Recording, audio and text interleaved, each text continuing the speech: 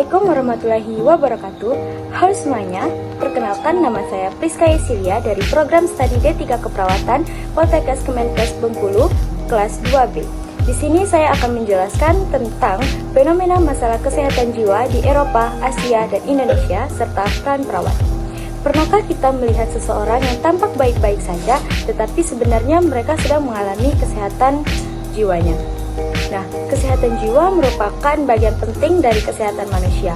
Masalah kesehatan jiwa dapat dialami oleh siapa saja, baik itu anak-anak, remaja, maupun dewasa. Nah, pada video kali ini saya akan menjelaskan tentang fenomena masalah kesehatan jiwa di Eropa, Asia, dan Indonesia. Pengertian kesehatan jiwa menurut WHO dan Undang-Undang Kesehatan, serta peran perawat dalam pelayanan kesehatan jiwa. Selamat menyaksikan. Nah, fenomena kesehatan jiwa yang pertama ada di Eropa. Di Eropa, masalah kesehatan jiwa seperti depresi, kecemasan, stres, dan gangguan penggunaan zat masih menjadi salah satu tantangan kesehatan masyarakat. Beberapa faktor yang dapat mempengaruhinya adalah tekanan pekerjaan, masalah ekonomi, kesepian, konflik, serta dampak pandemi. Meskipun kesadaran masyarakat terhadap kesehatan mental semakin meningkat, stigma dan keterbatasan akses pelayanan kesehatan jiwa masih menjadi tantangan. Jadi, tantangan kesehatan jiwa di Eropa bukan hanya bagaimana mengatasi gangguan mental, tetapi juga memastikan setiap orang mendapatkan dukungan dan pelayanan yang tepat. Yang kedua, ada fenomena kesehatan jiwa di Asia. Di Asia, masalah kesehatan jiwa juga menjadi perhatian, seperti depresi, kecemasan, stres, dan masalah kesehatan jiwa pada anak serta remaja semakin banyak dibahas.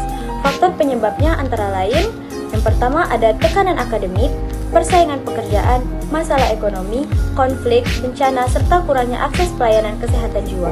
Selain itu, stigma masih menjadi masalah. Sebagian masyarakat masih menganggap gangguan jiwa sebagai sesuatu yang memalukan atau bahkan dikaitkan dengan hal yang mistis. Akibatnya, banyak orang yang enggan mencari pertolongan. Dan yang ketiga, fenomena kesehatan jiwa yang ada di Indonesia.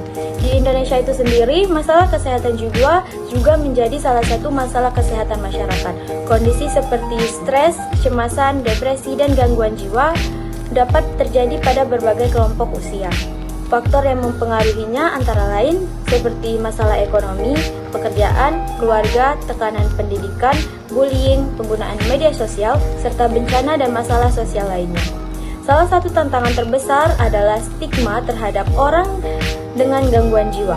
Oleh karena itu, diperlukan peningkatan pengetahuan masyarakat, deteksi dini, pencegahan, pengobatan, serta dukungan dari keluarga dan lingkungan.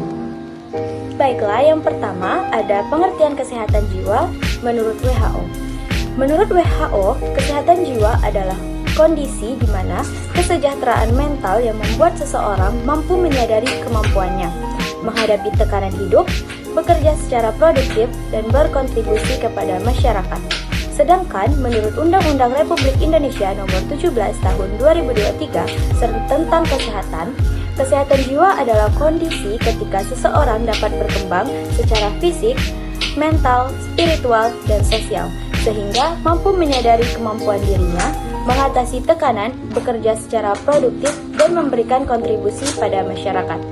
Jadi, kesehatan jiwa bukan hanya berarti tidak mengalami gangguan jiwa, tetapi juga kemampuan seseorang untuk mengelola emosi, menghadapi masalah, dan menjalani kehidupan secara seimbang. Dalam pelayanan kesehatan jiwa, perawat juga memiliki peran yang sangat penting. Yang pertama itu ada sebagai pemberi asuhan keperawatan, yaitu melakukan pengkajian dan memberikan perawatan sesuai kebutuhan pasien. Yang kedua, sebagai edukator, yaitu memberikan pendidikan kesehatan kepada pasien dan keluarga mengenai kesehatan jiwa, pengelolaan stres, pengobatan, dan pencegahan kekambuhan. Dan yang ketiga, sebagai komunikator dan terapis, yaitu menggunakan komunikasi terapeutik untuk membangun hubungan saling percaya dan membantu pasien mengungkapkan perasaannya. Yang keempat, yaitu sebagai advokat, yaitu melindungi hak pasien dan membantu mengurangi stigma serta diskriminasi.